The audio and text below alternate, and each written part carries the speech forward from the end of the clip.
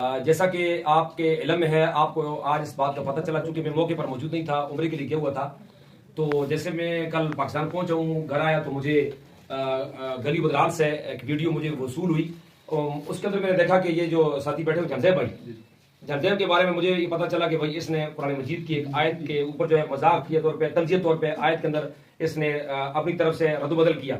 तो मैं सबसे पहले मीडिया के तवसत से पूरी कौम को ये बताना चाहता हूँ कि कुरान मजीद हमारी किताब मुक़द्दस है। ये अल्लाह ताला की किताब भी है, अल्लाह का कलाम भी है और ये अल्लाह की महबूब तरीन किताब है। तो अगर कोई आदमी मजाक के अंदर भी इसकी तौहीन करता है, वो दायरा इस्लाम से बाहर हो जाता है। इसके ऊपर कौम को सोचना चाहिए। लोग सियासी तौर पर अगर एक दूसरे की मुखालफत करें और इसको अगर दीन का इशू बनाएंगे तो ये उनके लिए खैर सगाली की बात नहीं होगी, इसके अंदर नुकसान हो सकता है। लिहाजा चूंकि ये भाई आए हैं, इन्होंने ये कहा कि भाई मैंने 2 दिन पहले जो है पोस्ट बाकायदा तौर पर लगाई है, ये मुझसे गलती हुई है। उनके बेटे भी यहाँ पर मौजूद थे, उन्होंने भी कहा जी कि हमने 2 दिन पहले पोस्ट लगा ली थी। तो आज चूंकि बाकायदा तौर पे आए, मैं फिर भी ये बात इलाके के उलमाए कराम को इसके अंदर खुसूसी गुजारिश करूंगा कि भाई उलमाए कराम जो इलाके के हैं, उन्हें इस चीज के अंदर अपना पूरा किरदार अदा करना चाहिए कि भाई अगर लोग इस तरफ जाएंगे, अगर वो गुस्ताखी रसूल करें, अल्लाह ताला की जात की गुस्ताखी करें, सहाबा इकराम भी करें, अहले बैत रसूल भी करें, तो वो लोग दायरा इस्लाम से खारिज हो जाते हैं। लिहाजा आदमी को मजाक के अंदर भी ऐसी बात नहीं करनी चाहिए जिससे कुफ्र इस्लाम की बात बने।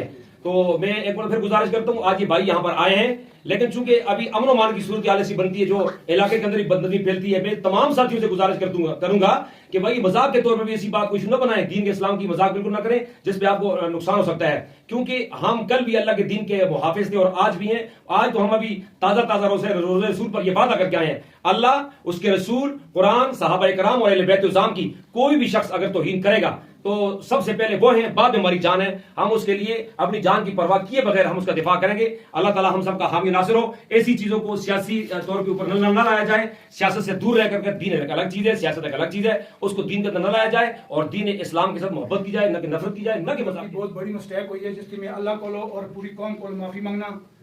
अगर मेरे दिल में मेरी गल ना सी दीन के खिलाफ के मेरी गल करता तो मैं अपने बच्चे का हाफिज ना बनता।